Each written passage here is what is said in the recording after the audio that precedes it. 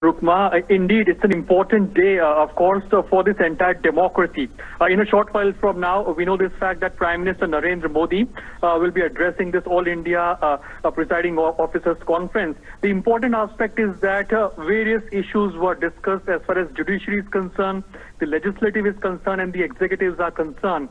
We know this fact that very often Prime Minister Narendra Modi has also talked about on various platforms as well as to how can there be a better coordination between legislative and executives, and of course how can there be a better and harmonious relationship as far as judiciary, executives and legislation is concerned. So that's an important aspect. Now we know this fact that India is a vibrant democracy. India is the largest democracy in the world and world looks up to India. So the basic point and the main the significant point is that when we talk about our democracy, it is our constitution that empowers the democracy of our country. So that's an important aspect. And when you talk about the judiciary, the legislative and the executive, the motto of all these three important stakeholders and the pillars primarily of democracy is that how can a quality life, equality primarily be provided to the citizens of our country. That's an important aspect of all these three important pillars of democracy. When we talk about judiciary, the legislative and of course the executive parts,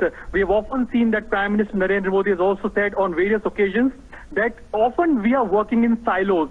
So how can we break these silos and work in togetherness, and how can we break these silos and work in coordination so that the ultimate beneficiaries are the people of our country, the 130 crore people of our country. And as you rightly talked about that what will be the outcome and what is the vision. So all eyes will be on primarily the address of Prime Minister Narendra Modi and what is the vision that is adopted as far as this conference is concerned, as far as the legislation is concerned, because it's an important part at every level, at the national level, at the state level, at the district level, at the block level. So when we talk about at all the block, at all the levels of our democracy, it is very much important that there is a better coordination between these presiding officers at various levels, so that when there is a coordination, the ultimate beneficiaries are the 130 crore people of our country. We have often seen that the legislation, the legislative of our country do make rules, the bills get passed, the productivity gets increased, and the executive primarily executes all these laws so that the people primarily are benefited by all these bills that are being passed in the parliament. So of course it is important as well because various big schemes, various big initiatives in our country is the result of the better coordination, of course, the executive as well. And that's the reason why the democracy of our country is a vibrant democracy. 65% of the population of our country is below the age of 35 years of age. And that's the reason why aspiration of the people of our country are more as of now. And to fulfill the aspirations of our country for 130 crore people of our country, it is very much important that the legislation, the judiciary, and of course the executive do work in coordination. We have often, there are various, recently we have seen that how the elections were held, be it in Jammu and Kashmir or be it in other parts of our country. Right, as Arun was just telling us, in a short while from now, we are likely to hear Prime Minister Narendra Modi speaking, addressing the 80th All India Presiding Officers Conference via video conferencing.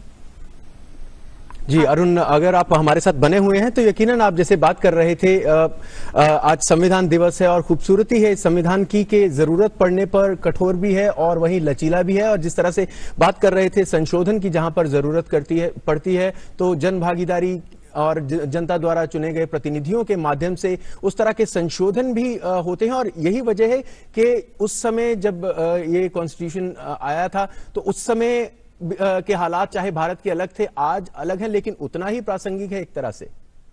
बिल्कुल, जब हम 21वीं सदी की बात करते थे जिंदा, से बहुत इंपॉर्टेंट हो जाता है कि हमारे जो 130 करोड़ की जो आबादी है, जो भारतीय हैं, उनके एस्पिरेशंस को कैसे पूरा किया जा सके। हमारा कॉन्स्टिट्यूशन ही है जो इस डेमोक्रेसी को बहुत ही वाइब्रेंट बनाता है। दुनिया की सबसे बड़ी डेमोक्रेसी, जो दुनिया का सबसे बड़ा लोकतंत्र। जी अरुण, यहाँ पे आपको रोकना चाहेंगे और हम अपने दर्शकों को बता दें कि अब से कुछ ही देर में प्रधानमंत्री नरेंद्र मोदी 80वें अखिल भारतीय पीठासीन अधिकारियों के सम्मेलन के समापन सत्र को संबोधित करेंगे।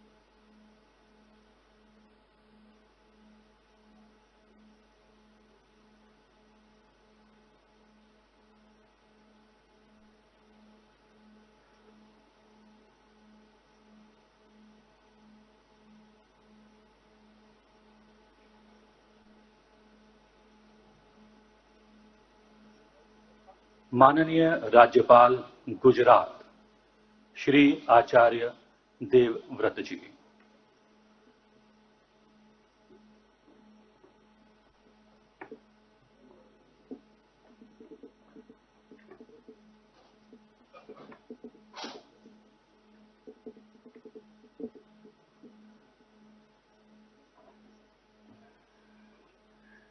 पीठासीन अधिकारियों के 80वें सम्मेलन के समापन समारोह में माननीय प्रधानमंत्री श्री नरेंद्र मोदी जी का हार्दिक स्वागत है।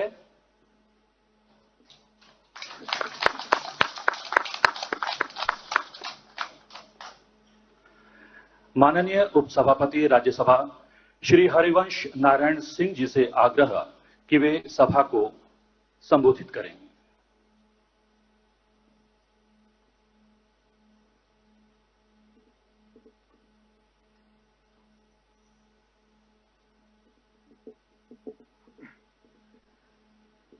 हमसे जुड़े माननीय प्रधानमंत्री आदरणीय श्री नरेंद्र मोदी जी, महामहिम राज्यपाल श्री आचार्य देवव्रत जी, माननीय अध्यक्ष लोकसभा श्री ओम बिरला जी, माननीय केंद्रीय मंत्री श्री प्रहलाद जोशी जी, माननीय अध्यक्ष गुजरात विधानसभा श्री राजेंद्र त्रिवेदी जी, राज्य विधानसभाओं विधान परिषद के अध्यक्षगण व उपाध्यक्षगण, उपस्थित महानुभावों, नमस्कार।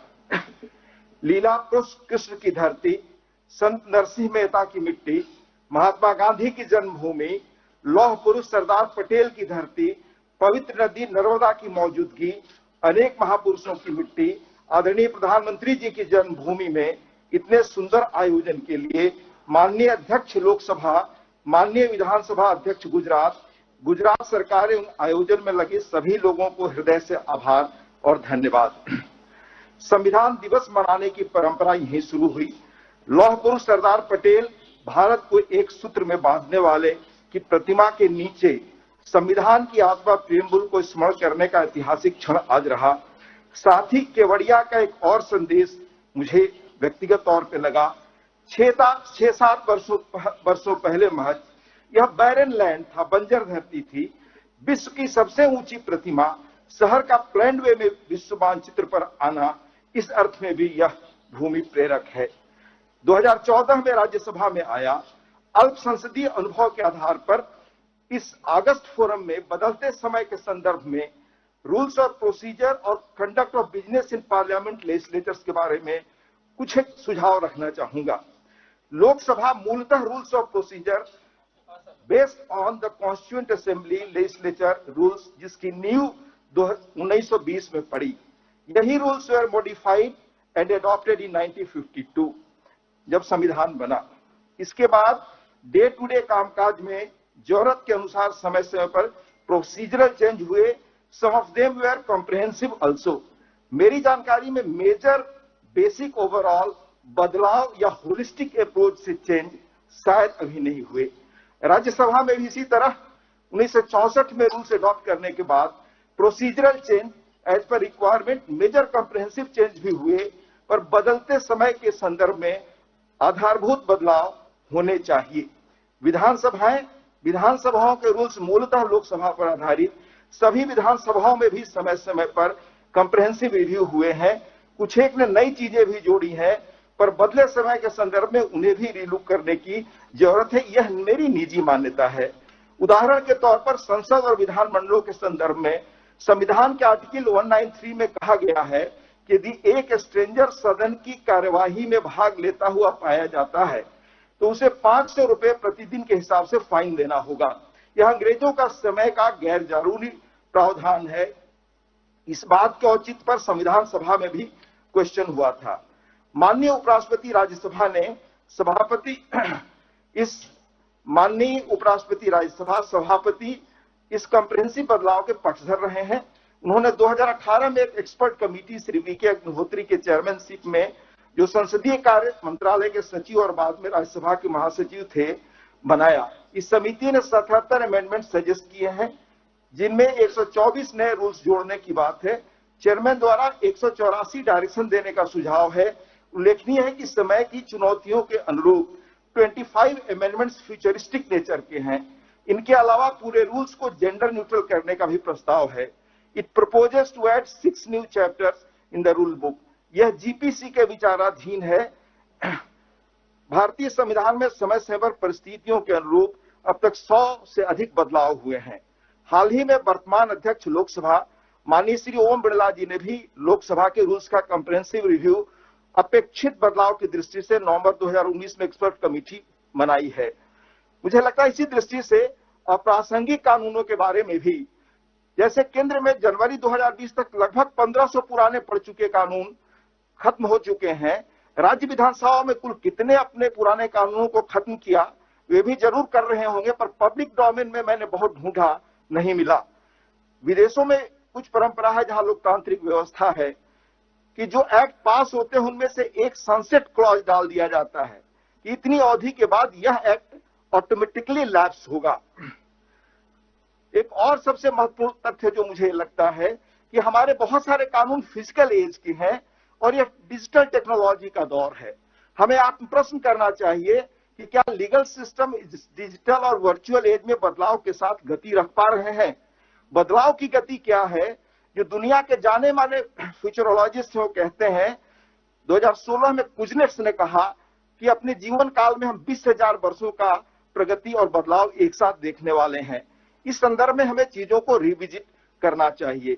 उदाहरण के तौर पे मैं कहना चाहूंगा कि हाल में श्री आर.एस. शर्मा की किताब मेकिंग ऑफ आधार जो हाल में आई है, पढ़ रहा था और उसे हम सबको देखना चाहिए कि प्रॉपर इंस्टीट्यूशनल और लीगल फ्रेमवर्क हो तो जो टेक्नोलॉजी का इस्तेमाल गवर्नेंस में है, देश को बेहतर बनाने में है, उसको गति मिलेगी। 1985 में बहुत सारे प्रयोग उन्होंने डिस्ट्रिक्ट कलेक्टर के रूप में शुरू किए। अगर उसको इंस्टीट्यूशनल सपोर्ट उन दिनों मिलता धीरे धीरे तो हम इन चीजों में बहुत आगे गए होते। कुछ एक महत्वपूर्ण सवाल जो मेरे मन में उठते रहे हैं कि कानून जब समय के अनुसार नहीं बनते तो उसका क्या कॉस्ट समाज पे करता है। मानगी के तौर पे मैं 2-3 चीजें बताना चाहूंगा। The Lokpal and Lokayukta act 1968 में आया, पर कानून बन पाया अंततः 2019 में, 51 वर्षों बाद। 50-60s में ऊपर सत्ता में क्या हो रहा था, एजी नूरानी की पुस्तक है मिनिस्टर्स मिसकंडक्ट। अगर उस संदर्भ में जो उस वक्त सवाल उठे, संथानम कमेटी बनी, अगर कानून बन गया होता, यह एक्ट पास हो गया होता तो शायद हालात और बेहतर होते।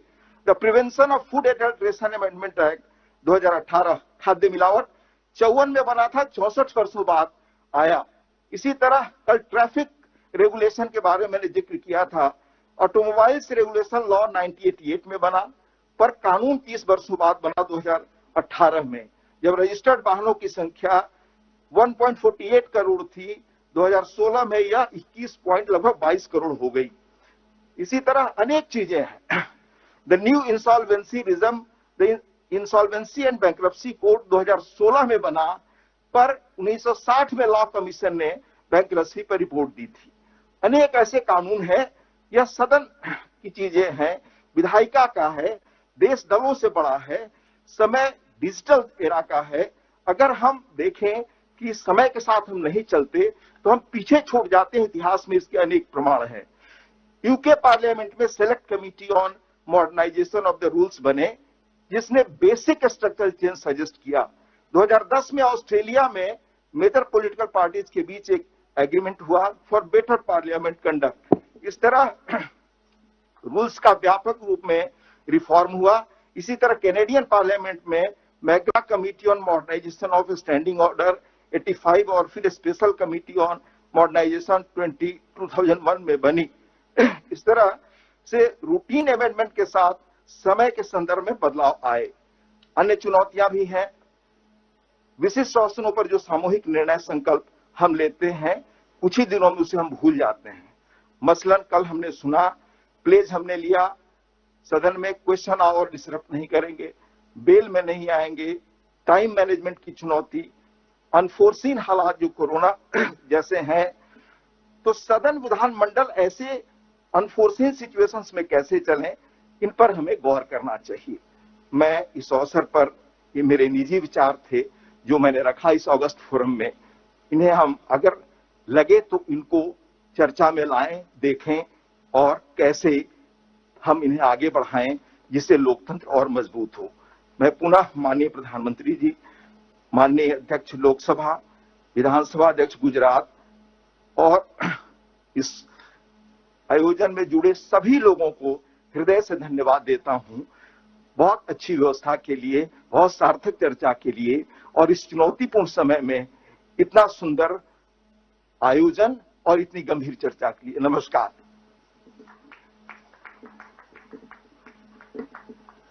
धन्यवाद माननीय उपसभापति राज्यसभा श्री हरिवंश नारायण सिंह जी। माननीय अध्यक्ष लोकसभा श्री ओम बिरला जी से आग्रह कि सभा को संबोधित करें। परम आदरणीय माननीय प्रधानमंत्री जी, गुजरात के राज्यपाल महोदय, राज्यसभा में उपसभापति जी, संसदीय कार्य मंत्री जी, संसदीय राज्य मंत्री जी, गुजरात विधानसभा के अध्यक्ष जी, सभी राज्यों के पीठासीन अधिकारीगण, माननीय संसद सदस्यगण, प्रतिष्ठित गणमान्य अतिथिगण, आज पीठासीन अधिकारियों के 80वें अखिल भारतीय सम्मेलन का समापन केवड़िया में हो रहा है। हमारा परम सौभाग्य है कि आदरणीय प्रधानमंत्री जी इस सम्मेलन के समापन समारोह में हमसे जुड़े हैं। सम्मेलन का आयोजन हमारे स्वतंत्रता आंदोलन के महानायक राष्ट्रपति महात्मा गांधी जी की पावन जन्मभूमि पर हो रहा है, जहां एक ओर मां नर्मदा का सतत प्रभाव है, दूसरी ओर राष्ट्र के एकीकरण के प्रणेता सरदार वल्लभ भाई पटेल की विशाल प्रतिमा है। ये पूरा क्षेत्र माननीय प्रधानमंत्री जी के नए भारत के निर्माण के विजन का प्रतिबिंब है। उन्होंने एक पिछड़े आदिवासी क्षेत्र में पर्यावरण और विकास का अद्भुत संतुलन रखते हुए एक विश्व स्तरीय एवं आत्मनिर्भर क्षेत्र विकास का मॉडल प्रस्तुत किया है। इस मॉडल में स्थानीय और आदिवासी और पिछड़े लोगों के लिए उनकी सांस्कृतिक विरासत को संरक्षित करते हुए रोजगार और कल्याण के सतत अवसर उपलब्ध कराए गए हैं। सभी पीठासीन अधिकारी 2 दिन से इस पावन भूमि को देख रहे हैं और अभिभूत हैं। मैं इसके लिए भी प्रधानमंत्री जी की दूरदर्शिता से हम सब प्रेरित हुए हैं और हमें नई शक्ति और ऊर्जा भी मिली है।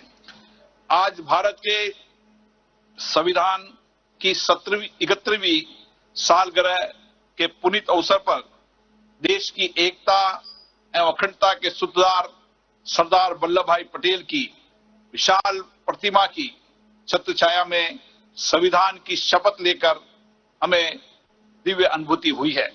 ये शपथ हमारे लिए औपचारिकता मात्र नहीं है, बल्कि राष्ट्र निर्माताओं के प्रति हमारी कृतज्ञता की अभिव्यक्ति है।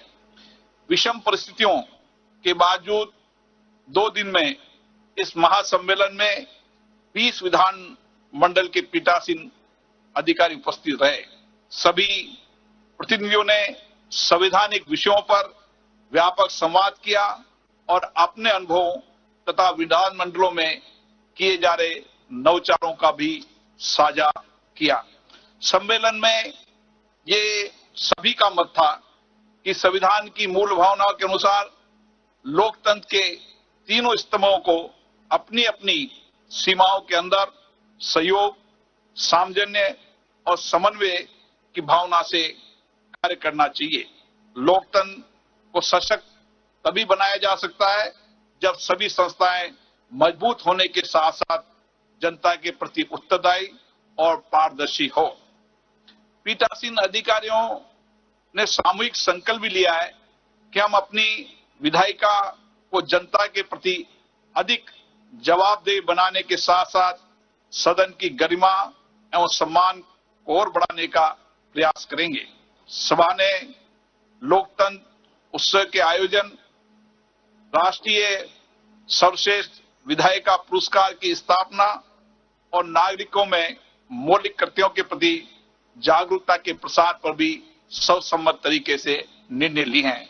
हमने कई फैसले और निर्णय किए जिनके आधार पर हम लोकतंत्र को सशक्त और मजबूत बनाएंगे। ये भी हमने निर्णय लिया है कि सम्मेलन में किए गए निर्णयों को समयबद्ध तरीके से प्रभावी क्रियान्वयन करने का भी हमने संकल्प लिया है। हमारे राष्ट्र नायकों ने दलगत और व्यक्तिगत प्रतिबद्धताओं से ऊपर उठकर एवं नागरिकों को केंद्र में रखकर संविधान की रचना की थी। आज हमारा भी यही कर्तव्य है कि हम राजनीतिक मतभेदों से ऊपर उठकर राष्ट्र हित में कार्य करें। हम भले ही अलग अलग दलों से चुनकर आते हैं, परंतु हमारा उद्देश्य देश हित और जनहित ही होता है। स्वतंत्रता के समय हमारे देश की परिस्थितियां इस प्रकार की थी कि नागरिक अधिकारों पर अधिक बल दिया गया था, परंतु आज के परिप्रेक्ष्य में यह आवश्यक है कि हम अपने अधिकारों से ऊपर उठकर राष्ट्र के प्रति अपने कर्तव्यों को समर्पित भावना से पालन करें। हमारा संविधान मौलिक अधिकारों के साथ साथ कर्तव्यों के निर्वहन पर भी समान बल देता है। संविधान आधुनिक गीता की तरह है जो हमें कर्म करने की प्रेरणा देता है तथा राष्ट्र के प्रति अपने कर्तव्यों का बोध कराता है। हमारे देश की जनता ने इन्हीं भावनाओं का आत्मसात किया है। आज कोरोना वैश्विक महामारी के समय सभी देशवासी सामूहिक रूप से प्रयास कर रहे हैं और इस चुनौती का मुकाबला कर रहे हैं और हम अपने नागरिक अधिकारों के कर्तव्यों को भी निभा रहे हैं। आज संविधान दिवस के पावन अवसर पर गुजरात की इस पुण्य भूमि से हम नए और महान राष्ट्र के निर्माण का संकल्प लेकर जा रहे हैं। इस धरती से राष्ट्रपति महात्मा गांधी, लौह पुरुष सरदार वल्लभ भाई पटेल ने राष्ट्रीय एकता और राष्ट्रीय स्वाभिमान का आह्वान किया था और आज इसी धरती से हमारे यशस्वी प्रधानमंत्री माननीय नरेंद्र मोदी जी के सशक्त नेतृत्व में हमारा देश सफलता, शौर्य और समृद्धि में के एक नए युग में प्रवेश कर रहा है। प्रगति के पथ पर आगे बढ़ते हुए आज हमारा दायित्व है कि राष्ट्रीय एकता और राष्ट्र के प्रति कर्तव्यनिष्ठा की भावना रखते हुए राष्ट्र निर्माण का संकल्प जन जन तक पहुंचाएं। संविधान दिवस पर यही हमारा सच्चा संकल्प होगा और अपने संविधान निर्माताओं के प्रति सच्चा समर्पण होगा। अतः मैं सभी पीठासीन अधिकारियों की ओर से माननीय प्रधानमंत्री जी का बहुत बहुत धन्यवाद देता हूं कि उनका मार्गदर्शन इस स्थान चयनित करने में मिला और आज हमें उनका मार्गदर्शन मिलेगा। पुनः धन्यवाद और सभी पीठासीन अधिकारी इस स्थान को देखकर अभिभूत हुए हैं, इसके लिए भी मैं माननीय प्रधानमंत्री जी का धन्यवाद देता हूं। संबोधन के लिए हार्दिक धन्यवाद माननीय अध्यक्ष लोकसभा श्री ओम बिरला जी। माननीय राज्यपाल गुजरात श्री आचार्य देवव्रत जी से आग्रह कि वो अपने संबोधन से सभा का मार्गदर्शन करें।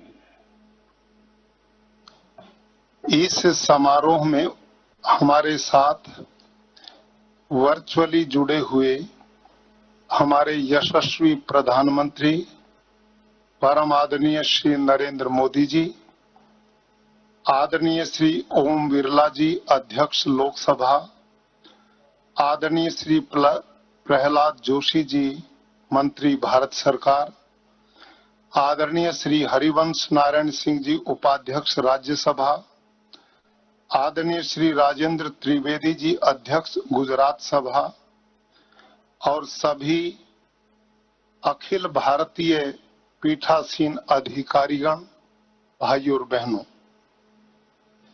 सर्वप्रथम मैं गुजरात की जनता की ओर से माननीय श्री ओम बिरला जी का आभार व्यक्त करता हूं कि जिन्होंने केवड़िया के इस स्थल को, जहां प्रधानमंत्री जी के स्वप्न के अनुसार लौह पुरुष वल्लभ भाई पटेल की विश्व की सबसे ऊंची प्रतिमा स्थापित की गई और आज यह स्थल देश नहीं अपितु विदेशों में भी ख्याति प्राप्त कर रहा है, ऐसे स्थल का आपने चयन किया और आप सभी आदरणीय लोग 2 दिन से इस स्थल का दर्शन भी कर रहे हैं और आज संविधान दिवस पर अपने कर्तव्यों के बोध के प्रति भी सजग हैं। आदरणीय बंधुओं, इसी के साथ में भारत के माननीय राष्ट्रपति जी, आदरणीय उपराष्ट्रपति जी का भी धन्यवाद करता हूं कि वो कल हमारे बीच में उपस्थित हुए और उनका सानिध्य भी मिला और मार्गदर्शन भी हमें मिला, जिससे हमारे इस कार्यक्रम की गरिमा बढ़ी। और आज विशेष रूप से हम सब का परम सौभाग्य है कि हमारे यशस्वी प्रधानमंत्री जी, जिनके सौजन्य और मार्गदर्शन और दृढ़ इच्छा शक्ति का ही परिणाम यह स्थल है जिस पर आज वो स्वयं हमारे इस अंतिम कार्यक्रम में मार्गदर्शन देने के लिए उपस्थित हैं। आदरणीय बंधुओं, आप और हम आज जिस स्थल पर बैठे हैं, एक विचार कैसे उसे परिणति में बदल देता है, यह माननीय प्रधानमंत्री जी की दृढ़ इच्छा शक्ति का परिणाम। यह सातपुड़ा और विंध्याचल की पहाड़ियां जो वनवासी क्षेत्र है, इस जगह पर जंगल में मंगल और एक जंगल में नई बस्ती का कुल 2 वर्ष में बन जाना, इसके पीछे कितनी बड़ी विल पावर, दृढ़ इच्छा शक्ति हो सकती है, इसका ये परिणाम है। केवल ये पर्यटन स्थल नहीं, अपितु इस देश की आने वाली पीढ़ियों के लिए एक प्रेरणा का स्रोत है। बंधुओं, आजाद भारत हो गया, 565 रियासतों को यदि सम्मिलित करके अखंड भारत का निर्माण ना होता तो आज हम किस रूप में होते, इसकी कल्पना कीजिए। गुजरात की धरती के सुपूत लौह पुरुष सरदार वल्लभ भाई पटेल कितनी बड़ी दृढ़ इच्छा शक्ति के महामानव थे कि जिन्होंने इस देश की एकता, अखंडता और विशालता के लिए इतना मजबूत निर्णय लिया कि उस रजवाड़ों को तोड़कर पूरे भारत को एक किया।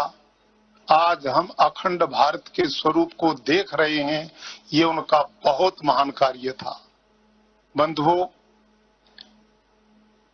सरदार वल्लभ भाई पटेल ने इस देश के लिए जो कुछ किया, हम आजाद भारत के लोग उनको वो सम्मान नहीं दे पाए थे। आज जो सम्मान भारत के यशस्वी प्रधानमंत्री जी ने उनको दिया, केवल सम्मान ही नहीं दिया, अपितु यह स्टैच्यू ऑफ यूनिटी आने वाली पीढ़ियों के लिए कितना बड़ा प्रेरणा का पुंज बन पाएगा।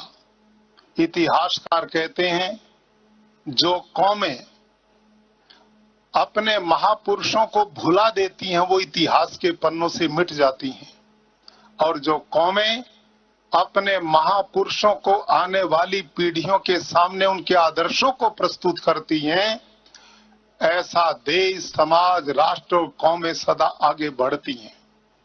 ये वो काम इस धरा पर हुआ है जब इस देश के युवा पीढ़ी कोने कोने से आएंगे और इस 182 फीट की विशाल प्रतिमा जो टेक्नोलॉजी की दृष्टि से, तकनीक की दृष्टि से, वास्तुकला की दृष्टि से एक अनुपम रचना बनी है।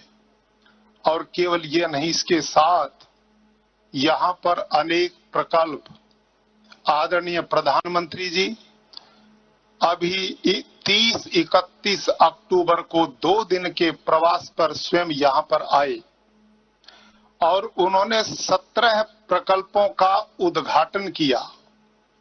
स्टैच्यू ऑफ यूनिटी की वेबसाइट का उद्घाटन किया, 4 नए प्रकल्पों का शिलान्यास किया। पूरे 2 दिन तक जो जो चीजें यहां पर बनी है आपने 2 दिन में देखी होंगी, आप वहां पर गए होंगे, आपने अनुभव किया होगा कि हर चीज के पीछे एक विजन है। यूं ही कोई पार्क नहीं बना दिया गया, यूं ही कोई कार्यक्रम यहां संपादित नहीं हुआ, अपितु हर के पीछे एक लॉजिक है। आरोग्य पार्क बना तो प्रधानमंत्री जी ने उसमें एक चिंतन दिया कि मानव की आकृति का बने, इसका सिर हो, हाथ हो, धड़ हो, पेट हो, पैर हो, लेकिन उस पार्क में वही औषधि वहां पर लगाई जाए जो शरीर के जिस भाग के लिए उपयोगी हो। मस्तिष्क के लिए क्या जड़ी बूटी उपयोगी है वो वहीं पर लगी है, धड़ के लिए जो आवश्यक है वो वहीं लगी है, उदर के लिए जो आवश्यक है वो वहां पर लगाई गई है। और चिल्ड्रन पार्क जिसमें बालक आएंगे तो उनका स्वास्थ्य उन्नत कैसे हो सकता है, वो क्या लें, क्या भोजन लें, क्या न लें, कितनी बारीकी से यहां पर आने वाली पीढ़ियों के स्वास्थ्य की चिंता की गई है। उनके संस्कारों के लिए एक वातावरण दिया गया है, उनको एक प्रेरणा देने का वातावरण बनाया गया है। ये एक अनुपम रचना है और आप सबको जानकर के आश्चर्य और प्रसन्नता होगी। ये सब कुछ 2 साल के अंदर बन पाया है। संभवतः दुनिया के इतिहास में एक जंगल में उबड़ खाबड़ भू पर 2 साल में इतना बड़ा इंफ्रास्ट्रक्चर खड़ा होना और वो भी एक प्रेरणा लेकर के खड़ा होना, निश्चित रूप से आप जितने जन भारत देश के विभिन्न क्षेत्रों से आए हैं प्रेरणा लेकर के जाएंगे और इस प्रकार का मार्गदर्शन लेकर के जाएंगे कि अपने अपने प्रदेशों में भी इस प्रकार का चिंतन उभर करके आए। आदरणीय बंधुओं, आज संविधान दिवस है। आप लोगों ने 2 दिन भारतीय संविधान पर मौलिक विचार आदान प्रदान किए हैं। हमारी विधायिका, कार्यपालिका, न्यायपालिका 3 भारतीय संविधान के स्तंभ हैं। इनमें आपसी एकता, आपसी सामंजस्य, जिसके माध्यम से हम जनप्रतिनिधियों के द्वारा विधानसभाओं में किस प्रकार से आम जनता को सुखी बना सकते हैं, लोगों के लिए चहुमुखी विकास के रास्ते खोज सकते हैं, ये सब चिंतन हमारा परम उद्देश्य है। भारतीय संविधान में मानव की स्वतंत्रता, उसके विकास की, उसकी प्रगति की हर प्रकार की व्यवस्था दी गई है और आप सभी इस गहनता को अच्छी तरह समझते हैं और इसी पर आपने 2 दिन तक चिंतन किया है। हमारे संविधान ने हमें जो स्वतंत्रता दी है, संभवतः दुनिया में कहीं पर भी ये व्यवस्था इतनी सुंदर नहीं है। भारतीय लोकतंत्र जिस गति से सारी दुनिया के लिए आदर्श बना, ये हम सब के लिए गर्व की बात है। आदरणीय बंधुओं, आप लोकसभा विधानसभाएं चलाते हैं, विधान परिषद के अध्यक्ष हैं। आजकल उसमें जिस तरह से संवाद की प्रक्रियाएं थोड़ा सा बदल रही हैं, आपके लिए और हमारे लिए इसमें थोड़ा सा चिंतन करने की आवश्यकता है। भारतीय लोकतंत्र में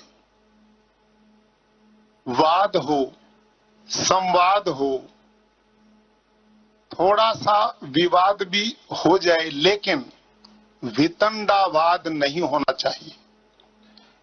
गलती के लिए गलती निकालना, यह चिंतन किसी भी लोकतंत्र के लिए सुखद नहीं होता। भारत का संविधान 1947 के बाद बना है, लेकिन हम जिस देश के वासी हैं, यहां पर गण शब्द, गणतंत्र शब्द आदिकाल से प्रचलित है। हमारे शास्त्रों में, हमारे धर्म ग्रंथों में हम आदिकाल से गण से जुड़े रहे हैं, लोकतंत्र से जुड़े रहे हैं। हमारे वेद शास्त्र हम सबको उपदेश देते हैं कि हमने अपने राष्ट्र के प्रत्येक व्यक्ति की प्रगति के लिए, उन्नति के लिए, विकास के लिए समर्पित होकर के कार्य करना है। और इसके लिए ऋग्वेद, जहां एक संगठन सूक्त है जिसमें लोकतंत्र के लिए उस काल से व्यवस्था है, जहां लिखा है संगच्छध्वम संवदध्वम संवो मनानसी जानताम देवा भागम यथा पूर्वे संजानाना उपासते। वेद कहता कि ऐ मानवो, तुम आपस में मिल करके बोलो, यानी कि तुम्हारा संवाद तुम सबके सुख के बढ़ाने वाला हो। संगच्छध्वम, तुम विकास के मार्ग पर मिल करके आगे बढ़ो। जिस प्रकार के तुम्हारे पूर्वजों ने जो राष्ट्र निर्माण, मानव उत्थान की व्यवस्थाएं दी हैं, उनका अनुसरण करो, ऐसा वेदों के अंदर लिखा है। एक जगह नहीं, अनेक जगह पर कि हमारा एकता भाव, संगठन भाव, एक दूसरे की भावनाओं का आदर, सहिष्णुता, परोपकार, करुणा, दयालुता का भाव। वेद में एक सामनस्य सूक्त है कि हमारे मन कैसे हैं। उसमें स्पष्ट लिखा है कि मनुष्य का मन ही सुख और दुख का कारण बनता है। और वहां पर वेद कहता है यज्जाग्रतो दूर मुदयति दैवम तदु सुप्त सतत तथैवैति दूरंगमम ज्योतिषाम ज्योतिरेका शिव संकल्पमस्तु। हे भगवान, हमें वो शक्ति दो कि हम जागते हुए, सोते हुए, खाते हुए, पीते हुए, चलते हुए, विचार विमर्श करते हुए एक दूसरे का हित सोचें, एक दूसरे के कल्याण का सोचें। हम हर कष्ट वाले व्यक्ति को समान लेकर के आए, ये विचार दिया। और अंत में कहा तन में मन है शिव संकल्प मस्तु, मेरा जो मन है वो शिव मैंने कल्याणकारी वस्तु मैंने विचारों वाला होवे। हम सदैव कल्याण और उन्नति के मार्ग की ओर बढ़ते जाएं, ये चिंतन भारतीय लोकतंत्र की व्यवस्था में बहुत बड़ा सहयोगी है। वहां लिखा है सहृदयम सामनस्यम मैं विद्वेषम कृणोमि व अन्यम अभिहर्यत वत्सम जातमिवागना, कि हम एक राष्ट्र के लोग किस प्रकार से रहें। सहृदय, हमारे हृदय, चित्त और मन एक हो जाएं, हमारे में द्वेष भाव ना हो, हम ईर्ष्या भाव से बच करके रहें। हम आपस में एक दूसरे से कैसे प्यार करें, ऐसा उदाहरण दुनिया में आपको नहीं मिलेगा। वेद कहते हैं कि जिस प्रकार से नई ब्याई हुई गाय अपने बछड़े पर लिपटे हुए मल को चाटकर प्रसव वेदना भूल जाती है, हम एक दूसरे से इतना प्यार करें जैसे नई ब्याई हुई गाय अपने बछड़े से प्यार करती है। आप सोचिए, जब ये चिंतन भारतीय लोकतंत्र की व्यवस्था में आ गया। हम एक दूसरे के सहयोगी बनते हुए, एक दूसरे के उत्थान की कल्पना करते हुए, एक दूसरे के आत्म विकास की कल्पना करते हुए आगे की ओर बढ़ेंगे तो वहां आतंकवाद के लिए कहां जगह होगी, खून खराबे के लिए कहां जगह होगी। वहां तो सहिष्णुता है, स्नेह है, मोहब्बत है। तो ये चिंतन भारतीय संस्कृति का आदिकाल से रहा है। सबका साथ, सबका विकास, सबका विश्वास, ये भारत के लोकतंत्र का मूल चिंतन जो यशस्वी प्रधानमंत्री जी हमें दे रहे हैं। ये भाव जब मेरे और आपके अंदर आता है तो हम सही अर्थों में विकास के रास्ते की ओर बढ़ना शुरू कर देते हैं। हमारा लोकतंत्र इसी चिंतन के साथ समस्त भारतवासी लोगों की सुख समृद्धि उन्नति के मार्ग प्रशस्त करता है। आओ आज इस संविधान दिवस पर हम संकल्प लें। भारत के यशस्वी प्रधानमंत्री जी ने एक नया चिंतन सोच जो बराबर उनके द्वारा हमें मिलती रहती है, आत्मनिर्भर भारत। आत्मनिर्भर भारत मतलब इस देश का हर व्यक्ति, हर गरीब, वंचित, शोषित, पीड़ित, गांव का, शहर का, सब एक दूसरे के सहयोगी बनते हुए हम विकास और उन्नति की ओर आगे बढ़ने का संकल्प आज के दिन लें। भाइयों और बहनों, ये गुजरात की पवित्र धरती जिस पर आप 2 दिन आए, ये हम अपना सौभाग्य मानते हैं। इस धरती ने महान समाज सुधारक महर्षि दयानंद सरस्वती को जन्म दिया। इस धरती ने भक्त कवि नरसिंह मेहता को जन्म दिया। इस धरती ने स्वातंत्र्य वीर श्याम जी कृष्ण वर्मा जैसे लोगों को पैदा किया। इस धरती ने राष्ट्रपिता महात्मा गांधी, लौह पुरुष सरदार वल्लभ भाई पटेल, महान वैज्ञानिक डॉक्टर होमी जहांगीर भाभा, डॉक्टर विक्रम साराभाई, उद्योगपति रतन टाटा, धीरू भाई अंबानी जैसे लोग दिए। और वर्तमान में इस देश के यशस्वी प्रधानमंत्री और आदरणीय गृह मंत्री जी इसी धरती, इसी माटी ने पैदा किए। इस माटी को ये गर्व है, इस माटी को ये सौभाग्य प्राप्त है कि जिसने इस राष्ट्र के निर्माण में ऐसे महापुरुषों को प्रेरणा देने के लिए भेजा। आज मैं अंत में आप सभी का अपनी प्रदेश सरकार की ओर से, अपने नागरिकों की ओर से बहुत बहुत आपका अभिनंदन, स्वागत और एक निवेदन करता हूं। जो लोग पत्नियों सहित आए हैं, मैं कल देख रहा था, उनके चेहरे खिले हुए थे।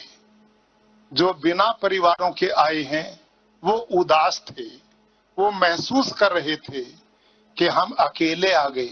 इतना सुंदर स्थल है, इतना दर्शनीय है, इतना प्रेरणा का पुंज है। तो आप सबसे मेरा आग्रह रहेगा, जब आप अपने अपने स्थल पर वापस जाएं, अपने मित्रों को, अपने संबंधियों को, अपने साथियों को इस स्थल के बारे में जानकारी दें, उनको प्रेरित करें ताकि वो लोग इस स्थल को देखने के लिए आएं और राष्ट्र की एकता का, राष्ट्र की अखंडता का भाव लेकर के जाएं और अपना प्यारा भारतवर्ष सरदार वल्लभ भाई पटेल के उसी संकल्प और इसी विजन के अनुसार बने। और माननीय प्रधानमंत्री जी ने उनकी उसी सोच को जनमानस में पहुंचाने के लिए, आने वाली पीढ़ियों को प्रेरणा देने के लिए इस इतने बड़े विजन के साथ दुनिया में ऐतिहासिक ये कार्य किया है, जो हम सब आने वाली पीढ़ियों के लिए, देश के लोगों के लिए प्रेरणा का स्रोत बनता रहेगा। आपने मुझे अपने इस अंतिम कार्यक्रम में सम्मिलित किया, मैं आप सबका आभार प्रकट करता हूं। आदरणीय लोकसभा अध्यक्ष ओम बिरला जी का आभार प्रकट करता हूं। धन्यवाद। ओम शांति। धन्यवाद माननीय राज्यपाल गुजरात श्री आचार्य देवव्रत जी। अब माननीय प्रधानमंत्री श्री नरेंद्र मोदी जी सम्मेलन का समापन अभिभाषण प्रस्तुत करेंगे। माननीय प्रधानमंत्री श्री नरेंद्र मोदी जी।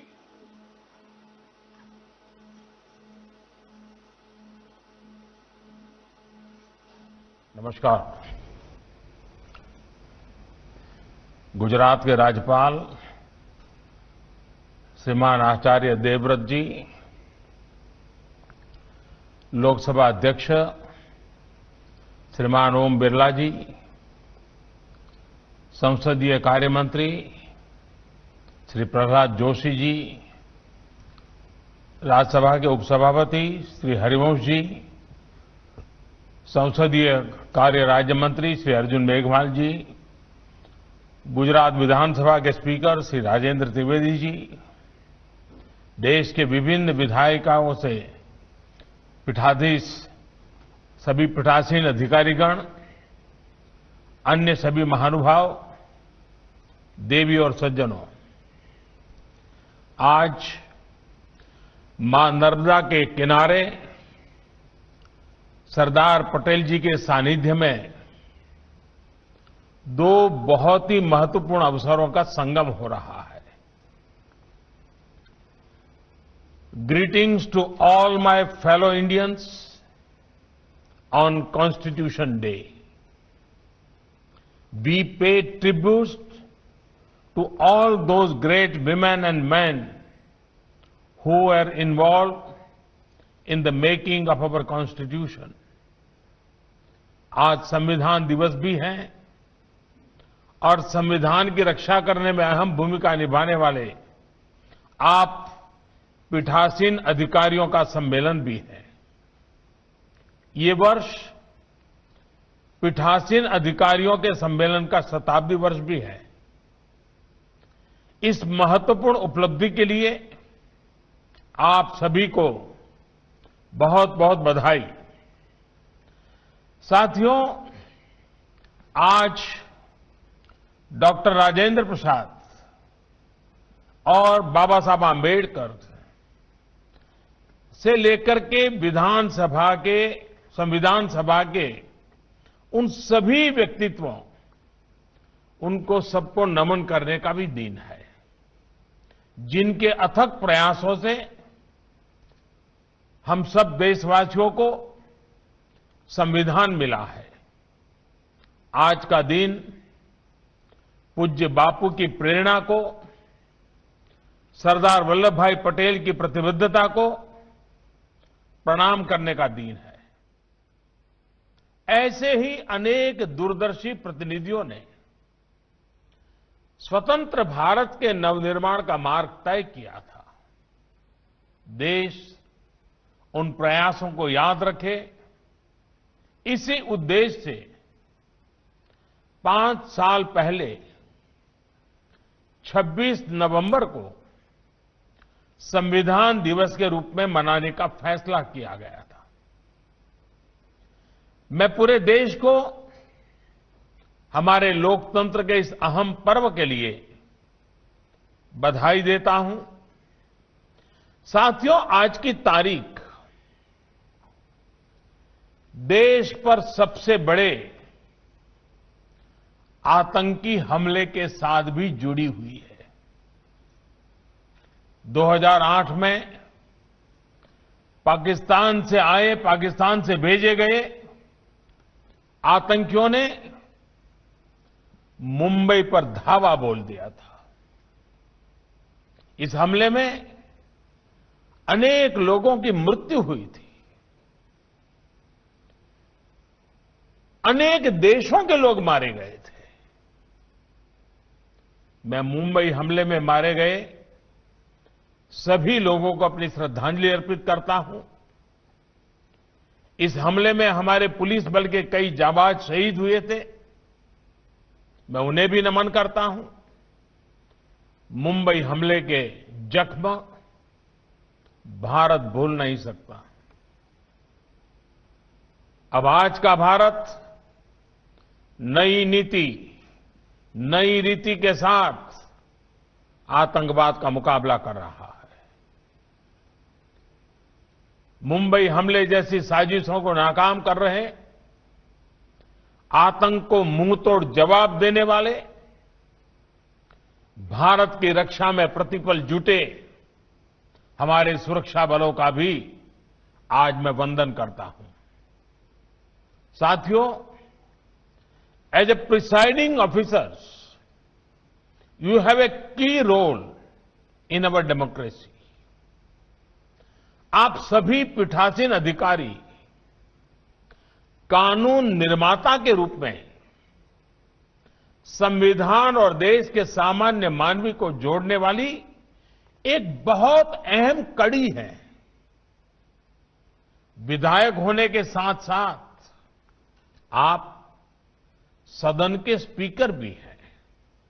ऐसे में हमारे संविधान की तीनों महत्वपूर्ण अंग, विधायिका, कार्यपालिका और न्यायपालिका के बीच बेहतर सामंजस्य स्थापित करने में आप बहुत बड़ी भूमिका अदा कर सकते हैं।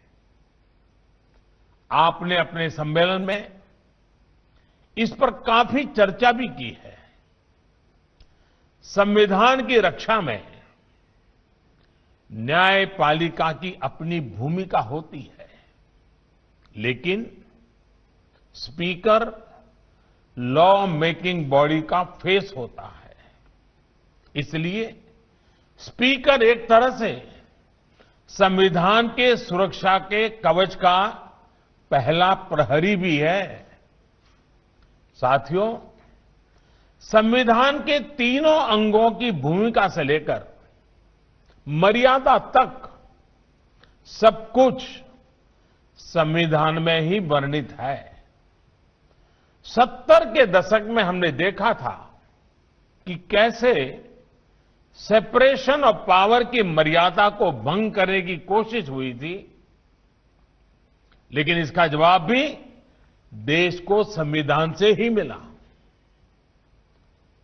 बल्कि इमरजेंसी के उस दौर के बाद चेक्स एंड बैलेंस का सिस्टम मजबूत से मजबूत होता गया। विधायिका, कार्यपालिका और न्यायपालिका तीनों ही उस कालखंड से बहुत कुछ सीखकर आगे बढ़े। आज भी वो सीख उतनी ही प्रासंगिक है। बीते 6-7 सालों में विधायिका, कार्यपालिका और न्यायपालिका में सामंजस्य को और बेहतर करने का प्रयास हुआ है। साथियों, इस तरह के प्रयासों का सबसे बड़ा प्रभाव पड़ता है जनता के विश्वास पर। कठिन से कठिन समय में भी जनता की आस्था इन 3 अंगों पर बनी रहती है। ये हमने इन दिनों इस वैश्विक महामारी के समय भी बखूबी देखा है। भारत की 130 करोड़ से ज्यादा जनता ने जिस परिपक्वता का परिचय दिया है, उसकी एक बड़ी वजह सभी भारतीयों का संविधान के तीनों अंगों पर पूर्ण विश्वास है। इस विश्वास को बढ़ाने के लिए निरंतर काम भी हुआ है। महामारी के इस समय में देश की संसद ने राष्ट्रहित से जुड़े कानूनों के लिए, आत्मनिर्भर भारत के लिए, महत्वपूर्ण कानूनों के लिए जो तत्परता और प्रतिबद्धता दिखाई है, वह भी अभूतपूर्व है। इस दौरान संसद के दोनों सदनों में तय समय से ज्यादा काम हुआ है। सांसदों ने अपने वेतन में भी कटौती करके अपनी प्रतिबद्धता जताई है। अनेक राज्यों के विधायकों ने भी अपने वेतन का कुछ अंश देकर कोरोना के खिलाफ लड़ाई में अपना सहयोग दिया है। I want to appreciate all these efforts. In the COVID times, these steps play a leading role in boosting public confidence. साथियों, कोरोना के इस समय में हमारी चुनाव प्रणाली की मजबूती भी दुनिया ने देखी है। इतने बड़े स्तर पर चुनाव होना, समय पर परिणाम आना, सुचारू रूप से नई सरकार का बनना, ये इतना भी आसान नहीं है। हमें हमारे संविधान से जो ताकत मिली है, वो ऐसे हर मुश्किल कार्यों को आसान बनाती है। हमारा संविधान 21वीं सदी में बदलते समय की हर चुनौती से निपटने के लिए हमारा मार्गदर्शन करता है। नई पीढ़ी के साथ उसका जुड़ाव बढ़े, ये दायित्व हम सभी पर है। आने वाले समय में संविधान 75 वर्ष की ओर तेज गति से आगे बढ़ रहा है। उसी प्रकार से आजाद भारत की 75 वर्ष का होना वाला है। ऐसे में व्यवस्थाओं को समय के अनुकूल बनाने के लिए, बड़े कदम उठाने के लिए हमें संकल्पित भाव से काम करना होगा। राष्ट्र के रूप में लिए गए हर संकल्प को सिद्ध करने के लिए विधायिका, कार्यपालिका और न्यायपालिका उसको बेहतर तालमेल के साथ काम करते रहना है। हमारे हर निर्णय का आधार एक ही तराजू से तोलना चाहिए, एक ही मानदंड होना चाहिए, और वो मानदंड है राष्ट्रहित। राष्ट्रहित, यही हमारा तराजू होना चाहिए। हमें ये याद रखना है कि जब विचारों में देशहित, लोकहित, उसके बजाय राजनीति हावी होती है, तो उसका नुकसान देश को उठाना पड़ता है। जब हर कोई अलग अलग सोचता है, तो क्या परिणाम होते हैं, उसका गवाह आप 2 दिन से जहां विराजमान है, वो सरदार सरोवर डैम भी उसका एक बहुत बड़ा उदाहरण है। साथियों, केवड़िया प्रवास के दौरान आप सभी ने सरदार सरोवर डैम की विशालता देखी है, भव्यता देखी है, उसकी शक्ति देखी है। लेकिन इस डैम का काम बरसों तक अटका रहा, फंसा रहा। आजादी के कुछ वर्षों के बाद शुरू हुआ था, और आजादी के 75 वर्ष जब सामने आए हैं, अभी कुछ साल पहले वो पूरा हुआ।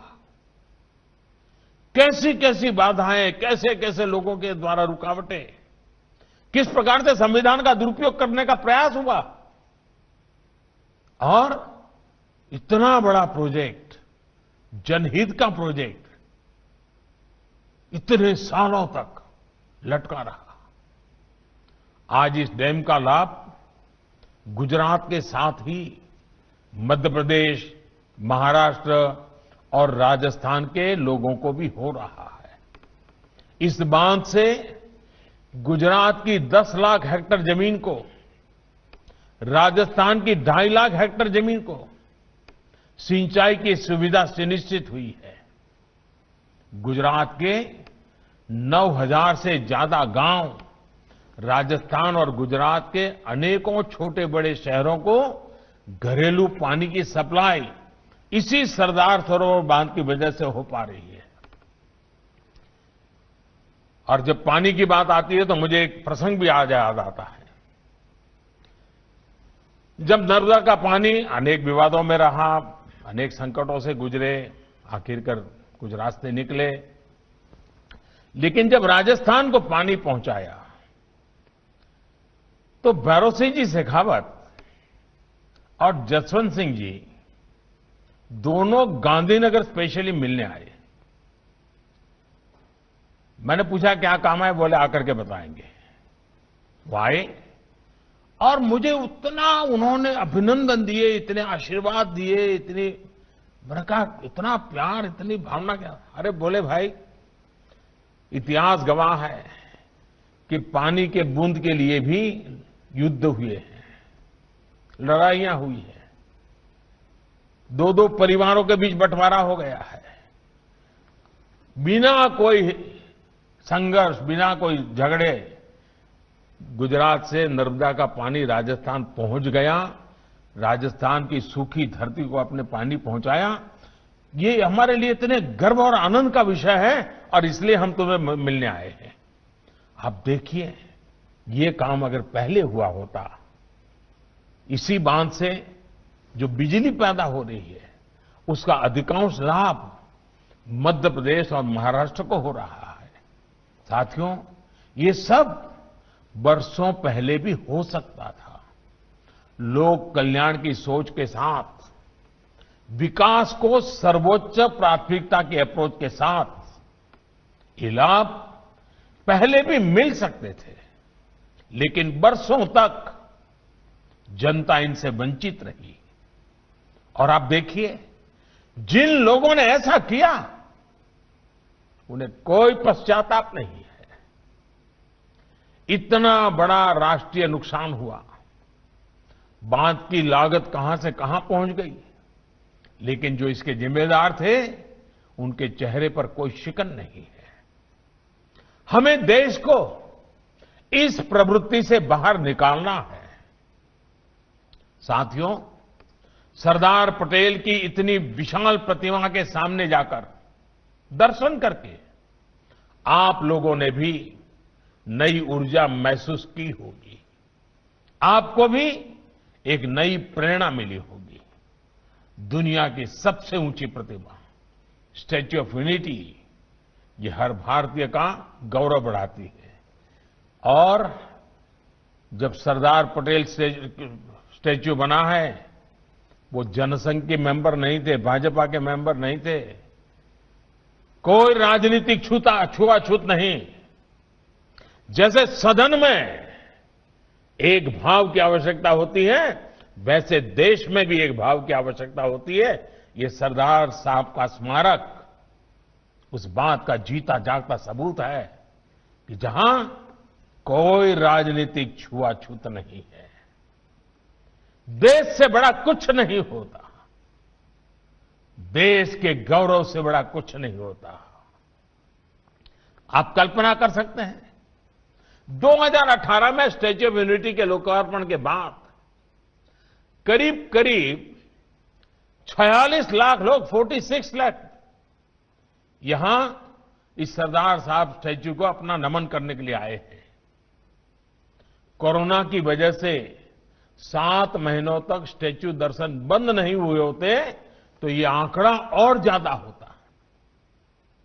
मां नर्मदा के आशीर्वाद से स्टैच्यू ऑफ यूनिटी, ये पूरा केवड़िया शहर भारत के भव्यतम शहरों में शामिल होने के लिए तेजी से खड़ा हो रहा है। सिर्फ कुछ ही वर्षों में, और अब ये गवर्नर श्रीमान आचार्य जी ने बड़े विस्तार से इसका वर्णन किया है, कुछ ही वर्षों में इस स्थान का कायाकल्प हो गया है। जब विकास को सर्वोपरि रखकर, कर्तव्य भार को सर्वोपरि रखकर काम होता है तो परिणाम भी मिलते हैं। आपने देखा होगा, इन 2 दिन दरमियान आपको कई गाइड से मिलना हुआ होगा, कई व्यवस्था में जुड़े हुए लोगों से मिलना। ये सारे नौजवान बेटे बेटियां इसी इलाके की हैं, आदिवासी परिवारों की बच्चियां हैं।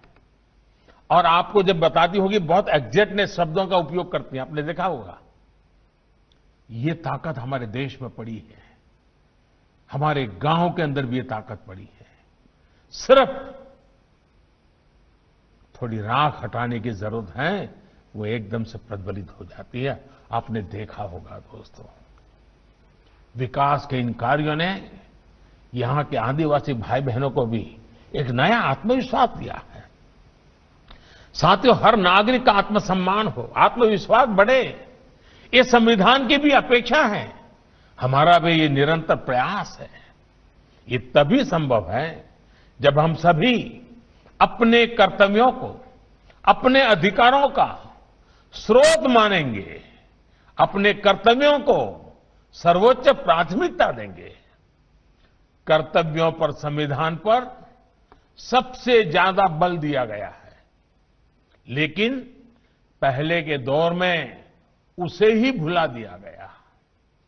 चाहे सामान्य नागरिक हो, कर्मचारी हो, जनप्रतिनिधि हो, न्यायिक व्यवस्था से जुड़े लोग हो, हर व्यक्ति, हर संस्थान के लिए कर्तव्यों का पालन बहुत प्राथमिकता है, बहुत जरूरी है। संविधान में तो हर नागरिक के लिए ये कर्तव्य लिखित रूप में भी है, और अभी हमारे स्पीकर आदरणीय बिरला जी ने कर्तव्यों के विषय में विस्तार से हमारे सामने विषय भी रखा।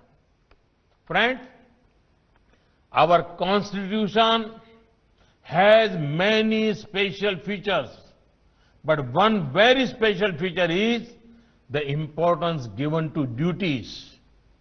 Mahatma Gandhi himself was very keen about this. He saw a close link between rights and duties. He felt that once we perform our duties, rights will be safeguarded. साथियों, अब हमारे प्रयास ये होने चाहिए कि संविधान के प्रति सामान्य नागरिक की समझ और ज्यादा व्यापक हो। इसके लिए संविधान को जानना, समझना भी बहुत जरूरी है। आजकल हम सब लोग सुनते हैं केवाईसी। ये बहुत कॉमन शब्द है, हर कोई जानता है। केवाईसी का मतलब है नो योर कस्टमर। ये डिजिटल सुरक्षा का एक बड़ा अहम पहलू बना हुआ है। उसी तरह केवाईसी एक नए रूप में, केवाईसी यानी नो योर कॉन्स्टिट्यूशन, हमारे संविधान सुरक्षा कवच को भी मजबूत कर सकता है। इसलिए मैं संविधान के प्रति जागरूकता के लिए निरंतर अभियान चलाते रहना, ये देश की आने वाली पीढ़ियों के लिए आवश्यक मानता हूं। विशेषकर स्कूलों में, कॉलेजों में हमारी नई पीढ़ी को इससे बहुत करीब से परिचय करना हो चुका। I would urge you all to take initiative that make aspects of our constitution more popular among our youth, that too through innovative methods. साथियों, हमारे यहां बड़ी समस्या ये भी रही है कि संवैधानिक और कानूनी भाषा उस व्यक्ति को समझने में मुश्किल होती है जिसके लिए जो कानून बना है। मुश्किल शब्द, लंबी लंबी लाइनें, बड़े बड़े पैराग्राफ, क्लोज सब क्लोज, यानी जाने अनजाने एक मुश्किल जाल बन जाता है। हमारे कानूनों की भाषा इतनी आसान होनी चाहिए कि सामान्य से सामान्य व्यक्ति भी उसको समझ सके। हम भारत के लोगों ने इस संविधान खुद को दिया है, इसलिए इसके तहत दिए गए हर फैसले, हर कानून से सामान्य नागरिक सीधा कनेक्ट महसूस करे, ये सुनिश्चित करना होगा। इसमें आप जैसे पीठासीन अधिकारियों की बहुत बड़ी मदद मिल सकती है। इसी तरह समय के साथ जो कानून अपना महत्व खो चुके हैं, उनको हटाने की प्रक्रिया भी आसान होनी चाहिए। अभी हमारे माननीय हरिवंश जी ने उसके विषय में अच्छे उदाहरण दिए हमारे सामने। ऐसे कानून जीवन आसान बनाने के बजाय बाधाएं ज्यादा बनाते हैं। बीते सालों में ऐसे सैकड़ों कानून हटाए जा चुके हैं, लेकिन क्या हम ऐसी व्यवस्था नहीं बना सकते जिससे पुराने कानूनों में संविधान की तरह ही पुराने कानूनों को रिपील करने की प्रक्रिया स्वतः चलती रहे? अभी कुछ कानूनों में सनसेट क्लॉज की व्यवस्था शुरू की गई है। अब एप्रोप्रिएशन एक्ट और कुछ और दूसरे कानूनों में भी इसका दायरा बढ़ाने पर विचार चल रहा है। मेरा सुझाव है कि राज्य की विधानसभाओं में भी इस प्रकार की व्यवस्था सोची जा सकती है, ताकि पुराने अनुपयोगी कानूनों को स्टैट्यूट बुक से हटाने के लिए प्रोसीजर रिक्वायरमेंट्स में बचा जा सके। इस प्रकार की व्यवस्था से कानूनी कंफ्यूजन बहुत कम होगा और सामान्य नागरिकों को भी आसानी होगी। साथियों, एक और विषय है और वो भी उतना ही महत्वपूर्ण है, वो चुनावों का। वन नेशन वन इलेक्शन सिर्फ एक चर्चा का विषय नहीं है, बल्कि ये भारत की जरूरत है। हर कुछ महीने में भारत में कहीं न कहीं बड़े चुनाव हो रहे होते हैं। इससे विकास के कार्यों पर जो प्रभाव पड़ता है उसे आप सब भली भांति जानते हैं। ऐसे में वन नेशन वन इलेक्शन पर गहन अध्ययन और मंथन आवश्यक है और इसमें पीठासीन अधिकारी काफी मार्गदर्शन कर सकते हैं, गाइड कर सकते हैं, लीड कर सकते हैं। इसके साथ ही लोकसभा हो, विधानसभा हो या पंचायत चुनाव हो, इनके लिए एक ही वोटर लिस्ट काम में आए, इसके लिए हमें सबसे पहले रास्ता बनाना होगा। आज हर एक के लिए अलग अलग वोटर लिस्ट है, हम क्यों खर्चा कर रहे हैं, समय क्यों बर्बाद कर रहे हैं। अब हर एक के लिए 18 साल से ऊपर तय है। पहले तो उम्र में फर्क था, इसलिए थोड़ा वो रहा, अब कोई जरूरत नहीं है। साथियों, डिजिटाइजेशन को लेकर संसद में और कुछ विधानसभाओं में कुछ कोशिशें हुई है, लेकिन अब पूर्ण डिजिटलीकरण करने का समय आ चुका है। अगर आप प्रिसाइडिंग ऑफिसर्स इसमें जुड़े इनिशिएटिव लेंगे तो मुझे विश्वास है कि हमारे विधायक गण, सांसद गण भी तेजी से ये टेक्नोलॉजी को एडॉप्ट कर लेंगे। क्या आजादी के 75 वर्ष को देखते हुए आप इससे जुड़े लक्ष्य तय कर सकते हैं? कोई टारगेट तय करके यहां से जा सकते हैं? साथियों, आज देश के सभी विधायी सदनों को डेटा शेयर करने की दिशा में आगे बढ़ना जरूरी है, ताकि देश में एक सेंट्रल डेटाबेस हो। सभी सदनों के कामकाज का एक रियल टाइम ब्यौरा आम नागरिक को भी उपलब्ध हो और देश के सभी सदनों को भी उपलब्ध हो। इसके लिए नेशनल ई विधान एप्लीकेशन के रूप में एक आधुनिक डिजिटल प्लेटफॉर्म पहले से ही विकसित किया जा चुका है।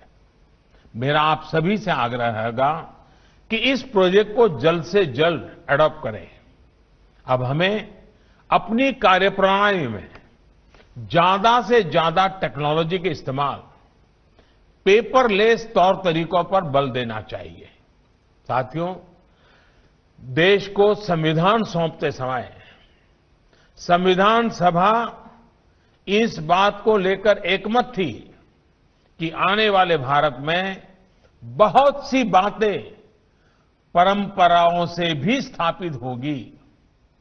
संविधान सभा चाहती थी कि आने वाली पीढ़ियां ये सामर्थ्य दिखाएं और नई परंपराओं को अपने साथ जोड़ते चले। हमें अपने संविधान के शिल्पियों की इस भावना का भी ध्यान रखना है।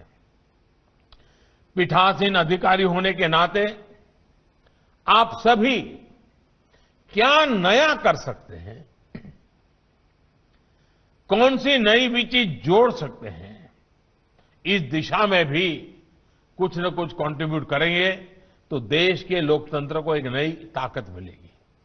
विधानसभा की चर्चाओं के दौरान जन भागीदारी कैसे बढ़े, आज की युवा पीढ़ी कैसे जुड़े, इस बारे में भी सोचा जा सकता है। अभी दर्शक दीर्घाओं में लोग आते हैं, चर्चा भी देखते हैं, लेकिन इस प्रक्रिया को बहुत नियोजित तरीके से भी किया जा सकता है। जिस विषय की चर्चा हो उस विषय के अगर संबंधित लोग वहां रहे उस दिन तो ज्यादा लाभ होगा। जैसे मानो शिक्षा से जुड़ा कोई विषय हो तो विद्यार्थियों को, शिक्षकों को, यूनिवर्सिटी के लोगों को बुलाया जा सकता है। सामाजिक सरोकार से जुड़ा कोई अन्य विषय हो तो उससे संबंधित समूह को बुलाया जा सकता है। महिलाओं के संबंधित कोई विषय की चर्चा हो तो उनको बुलाया जा सकता है। इसी तरह कॉलेजों में भी मॉक पार्लियामेंट को बढ़ावा देकर हम बहुत बड़ी मात्रा में इसको प्रचारित कर सकते हैं और हम स्वयं भी उससे जुड़ सकते हैं। कल्पना करिए यूनिवर्सिटी के छात्रों की संसद हो और आप खुद उसे संचालित करें। इससे विद्यार्थियों को कितनी प्रेरणा मिलेगी, कितना कुछ नया सीखने को मिलेगा। ये मेरे सुझाव भर हैं। आपके पास वरिष्ठता भी है, आपके पास अनुभव भी है। मुझे विश्वास है कि ऐसे अनेक प्रयासों से हमारी विधायी व्यवस्थाओं पर जनता का विश्वास और मजबूत होगा। एक बार फिर इस कार्यक्रम में मुझे निमंत्रित करने के लिए मैं स्पीकर महोदय का बहुत आभार व्यक्त करता हूं। मैंने ऐसे ही सुझाव दिया था, लेकिन स्पीकर साहब ने केवड़िया में इस कार्यक्रम की रचना की। गुजरात के लोगों की मेहमान नवाजी तो बहुत अच्छी होती ही होती है। वैसे हमारे देश के हर कोने में स्वभाव है, तो उसमें तो कोई कमी नहीं आई होगी, ऐसा मुझे पूरा विश्वास है। लेकिन इसको देखने के बाद हो सकता है आपके मन में कई अच्छे नए विचार आए हों। अगर वहां वो विचार अगर पहुंचा देंगे तो जरूर उसका लाभ होगा इसके विकास में, क्योंकि एक पूरे राष्ट्र के लिए एक गौरवपूर्ण जगह बनी है। उसमें हम सबका योगदान हो, क्योंकि इसके मूल में आपको याद होगा हिंदुस्तान के हर गांव से किसानों ने खेत में जो औजार उपयोग किया था वैसा पुराना औजार इकट्ठा किया था हिंदुस्तान के 6 लाख गांवों से, और उसको यहां पर मेल्ट करके इस स्टैच्यू बनाने में किसानों के खेत में उपयोग किए गए औजार का में से लोहा निकालकर इस स्टैच्यू में उपयोग किया गया है। यानी इसके साथ एक प्रकार से हिंदुस्तान का हर गांव, हर किसान जुड़ा हुआ है। साथियों, नर्मदा जी और सरदार साहब के सानिध्य में ये प्रवास आपको प्रेरित करता रहे, इसी कामना के साथ आप सबको मेरी तरफ से बहुत बहुत आभार, बहुत बहुत धन्यवाद, बहुत शुभकामनाएं। माननीय प्रधानमंत्री नरेंद्र मोदी जी का संबोधन के लिए हार्दिक धन्यवाद और आभार। सभी माननीय अतिथियों से विनम्र निवेदन कि सम्मेलन के समापन के साथ, और ये तस्वीरें हम देख रहे थे केवड़िया से, जहां पर चल रहा था 80वां अखिल भारतीय पीठासीन अधिकारियों का